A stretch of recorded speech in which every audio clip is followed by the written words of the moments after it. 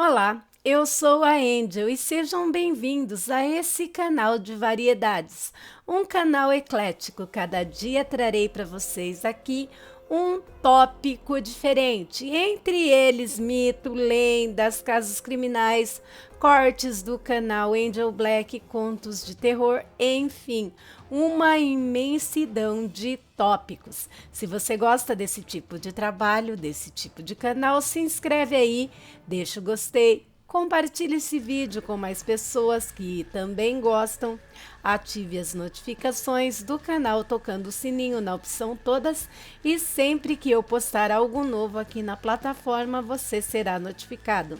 Recados dados, vamos dar prosseguimento ao vídeo de hoje, trazendo para vocês a leitura da obra Os Quatro Guardiões, livro 1, O Oráculo, escrito por Tiago Wildfire. Hoje daremos prosseguimento lendo o capítulo 11, parte 2, O Diabo da Garrafa. Uma vez, há muitos anos atrás, em sua infindável peregrinação, quando já era quase noite e o céu ameaçava desabar sobre sua cabeça, devido a uma violenta tempestade de raios, Baltazar sentiu a necessidade urgente de encontrar um abrigo. Numa curva da estrada, ele topou com uma enorme construção. Ele reconheceu os dizeres na entrada e pediu abrigo no que parecia ser um grande monastério. Ficava no meio do nada, em algum lugar por essas estradas sem fim. Os religiosos o receberam bem e foram bons com ele. Além de dar-lhe comida e abrigo, convidaram-no para passar uma temporada com eles, visto que na região era a estação das chuvas e das enchentes. Baltazar assistia de longe a diversas palestras e, mesmo sem perceber, aprendeu muita coisa. Haviam monges e padres ali que ainda conheciam muitos segredos, inclusive as artes da necromancia, magia e ciências ocultas, que era comum dentro da igreja primitiva europeia, mas que atualmente afirmavam não passar de lenda. A maioria dos padres de hoje em dia, ao ponto de vista de Baltazar, não passavam de entusiastas que só sabiam rezar meia dúzia de rezas, e por isso ele não apostava em nenhum desses elementos no combate ao mal que crescia no mundo diariamente. Certo dia, eles o convidaram para uma palestra noturna, onde um dos anciões ensinou aos seminaristas a arte da defesa contra criaturas sobrenaturais. E naquela noite, o foco eram criaturas reanimadas por necromancia.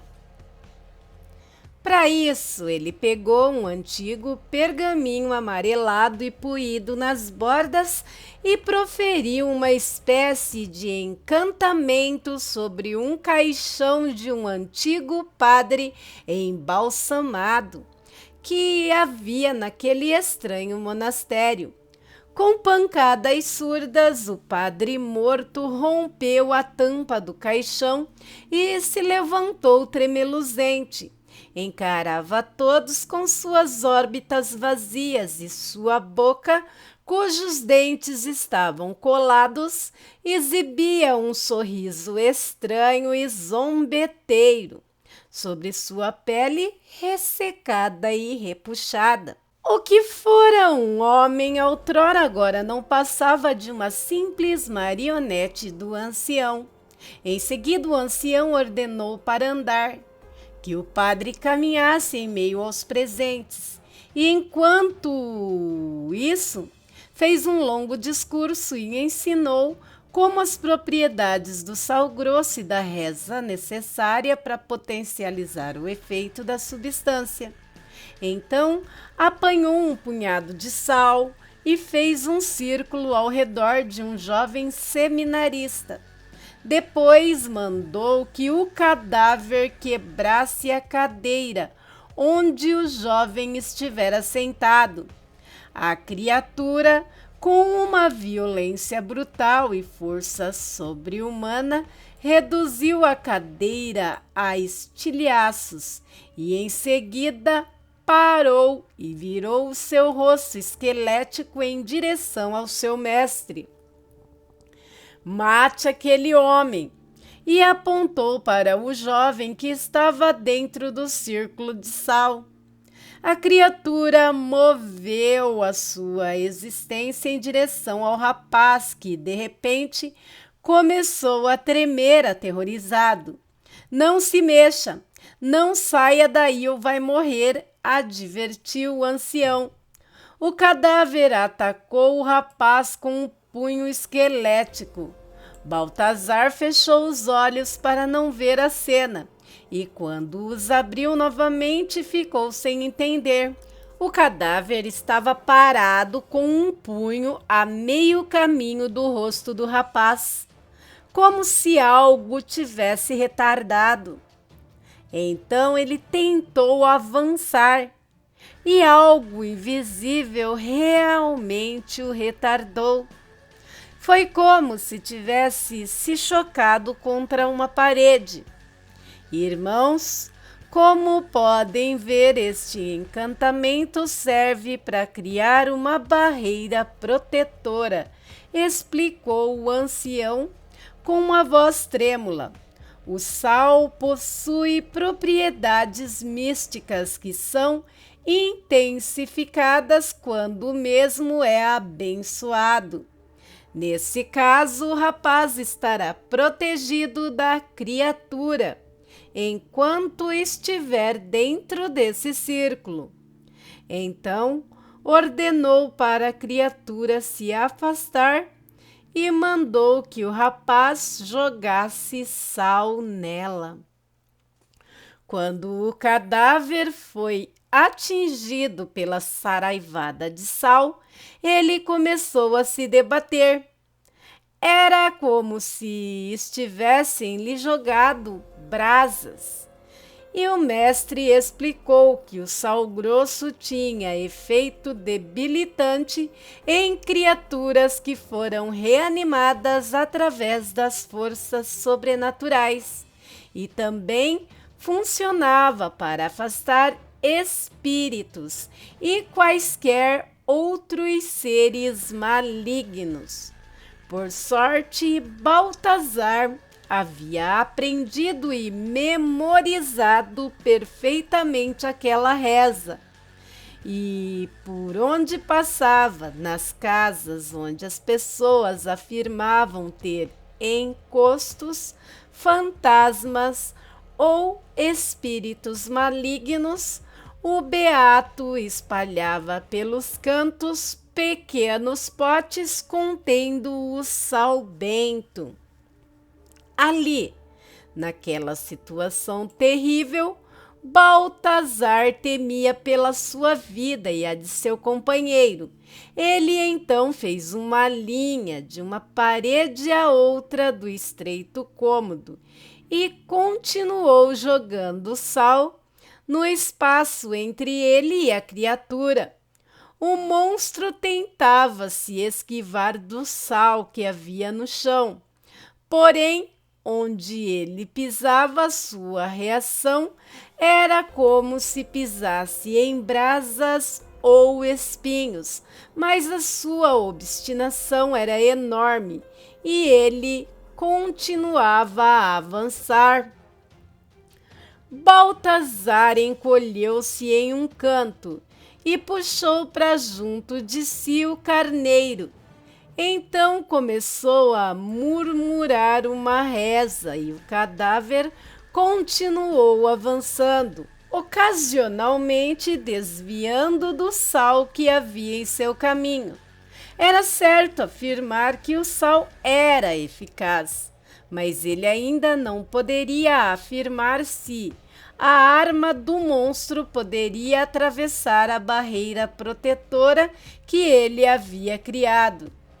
Na ocasião em que estivera na região, soube pela boca do povo que morava nas redondezas que o dono da fazenda havia deixado claro que queria ser enterrado nas suas terras.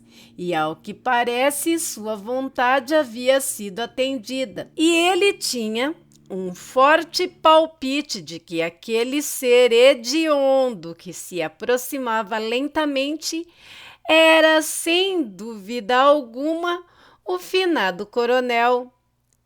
Criatura imunda! Como saiu do inferno!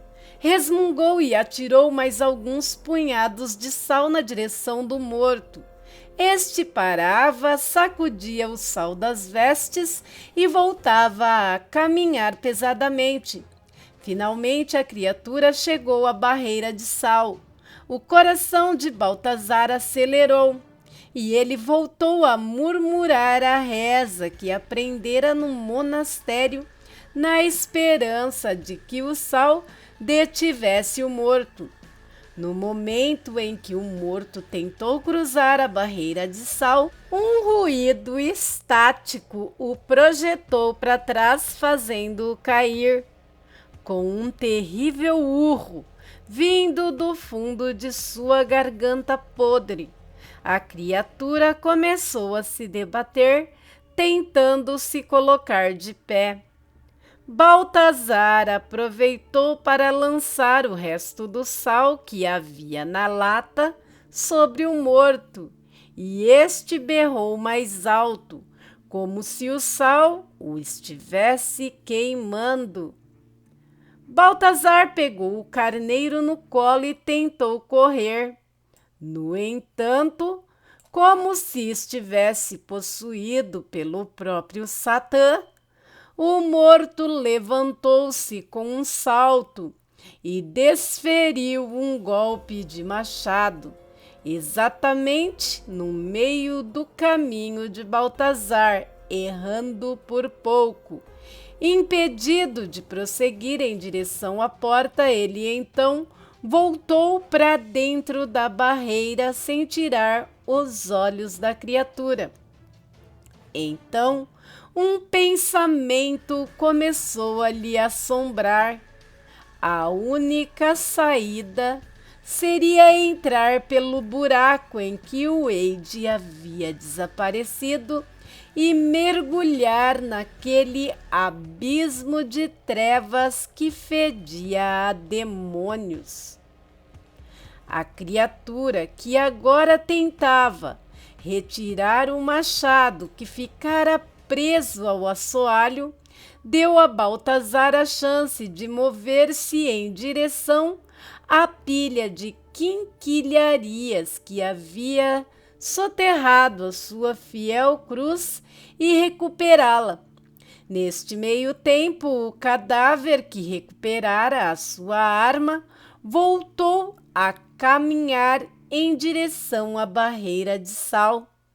Naquele instante, Baltazar não soube afirmar se a barreira o protegeria de um golpe desferido por uma arma que obviamente não fazia parte do corpo do maldito cadáver. Ao se aproximar da fina faixa de sal grosso, a vil criatura ergueu o machado com as duas mãos acima de sua cabeça e preparou para desferir o golpe em direção a Baltazar e de seu pequeno carneiro. Era o fim. O beato encarou seu algoz nos olhos, pronto para receber o golpe que ceifaria ali a sua vida e a de seu pequeno companheiro. Decidiu aceitar a morte como um homem ao invés de se jogar nas trevas através daquele buraco maldito. Com um urro cheio de ódio, a criatura brandiu o machado na direção dele, porém o golpe, por questão de milímetros, não o atingiu. Viu que o machado havia errado por pouco e acertado o assoalho ao seu lado. Sentiu um cheiro forte de algo sendo queimado e, ao erguer os olhos para o morto-vivo, percebeu que parte de sua caixa torácica havia sido destruída e estava fumegando. Então se surpreendeu quando viu que havia outra pessoa atrás dele. Poderoso Wood, o grande salvador. Bem, vamos parando por aqui a parte 2 do capítulo 11, né? O diabinho da garrafa. E semana que vem estaremos aqui de volta com a leitura da obra Os Quatro Guardiões, livro 1, O Oráculo, escrito por Tiago Wildfire. Se você gostou, deixa seu like aí, compartilha esse vídeo com mais pessoas que também gostam. Vai no sininho das notificações, ative lá o sininho na opção todas e sempre que eu postar algo novo aqui no canal, você será notificado. Você pode também deixar um comentário aí para eu saber o que mais você quer ver aqui no canal. Vendo que o canal não é monetizado, se você quiser dar um up, uma ajuda para nós aqui, você pode estar usando o Pix do canal que está na descrição do vídeo. Toda ajuda é muito bem-vinda e eu agradeço de coração. Gente, vamos compartilhar esse vídeo o máximo que vocês conseguirem para chegarmos a 1000 inscritos, pois as horas nós já batemos. Só precisamos de 1000 inscritos para monetizar o canal. E eu agradeço, e agradeço, e agradeço muito. Bem, meus amigos, por hoje é só. Fiquem com Deus e até o próximo vídeo. Bye!